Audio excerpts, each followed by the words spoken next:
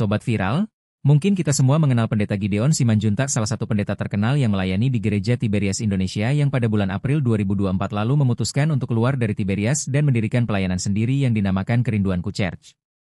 Salah satu yang menarik dari Gereja Kerinduanku Church ini adalah munculnya istri Pendeta Gideon Simanjuntak, yakni Amanda Zevanya, di mimbar bukan sebagai singers seperti pada waktu di Gereja Tiberias, tetapi menjadi seorang pembicara atau pengkhotbah. Dengan didukung oleh kemampuan public speaking yang bagus serta kesempatan untuk berkhotbah, maka terlihat kemampuan berkhotbah Pendeta Amanda Zevanya semakin bagus bulan demi bulan. Kerinduanku Church memiliki 3 cabang gereja yang ada di Jabodetabek, membuat kesempatan terbuka lebar bagi Amanda Zevanya untuk mengasah kemampuannya dalam berkhotbah. Kesempatan yang tidak didapatkannya dulu ketika masih bernaung di bawah Gereja Tiberias Indonesia. Berikut ini beberapa cuplikan khotbah Amanda Zevanya. Tetapi sebelumnya jangan lupa untuk subscribe channel ini terlebih dahulu agar kamu terus mendapatkan berita viral soal dunia kekristenan. Satu-satunya yang bisa kita andalkan cuma Tuhan Yesus, Bu. Cuma Tuhan Yesus.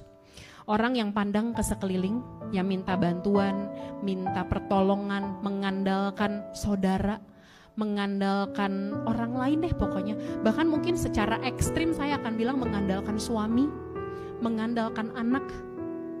Ujung-ujungnya pasti ada kecewanya. Pasti ada kecewanya.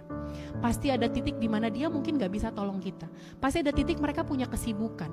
Mungkin mereka gak bermaksud jahat sama kita, gak bermaksud mengkhianati, gak bermaksud tinggalin, enggak. Tapi setiap orang kan punya kesibukannya masing-masing. Setiap orang bahkan punya pergumulannya masing-masing. Mungkin mungkin ibu gak tahu suami lagi ngalamin pergumulan apa sih?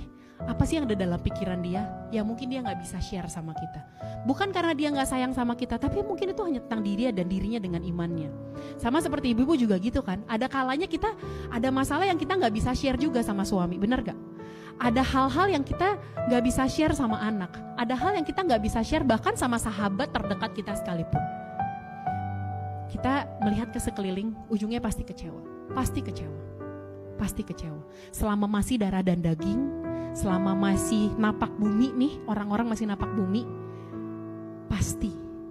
pasti di satu titik akan buat engkau kecewa. Tapi hari ini saya mau ajak sister semua untuk menatap ke langit.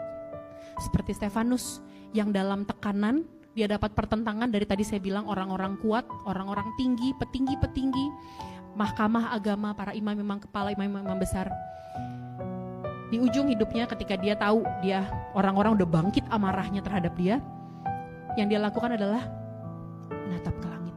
Satu hal yang pengen saya bilang sama saudara, just because somebody's getting it faster doesn't mean God has forgotten you.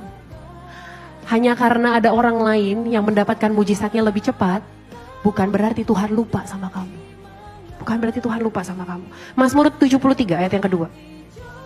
Jangankan saudara, jangankan kita. Lihat tokoh-tokoh di Alkitab, para penulis kitab suci. Mereka pun ada kok momen-momen di mana mereka mempertanyakan Tuhan kok. Tapi bedain mempertanyakan dengan meragukan. Kita bisa nanya, Tuhan ini maksudnya apa sih? Tuhan sampai kapan sih saya harus dalam kondisi seperti ini? Tapi apakah hati kita menuduh Tuhan, menuding Tuhan gak adil? Atau kita cuma ungkapan frustrasi aja gitu? Ungkapan bertanya-tanya aja, tapi hati kita tetap lurus sama Tuhan. Dan itu yang penting.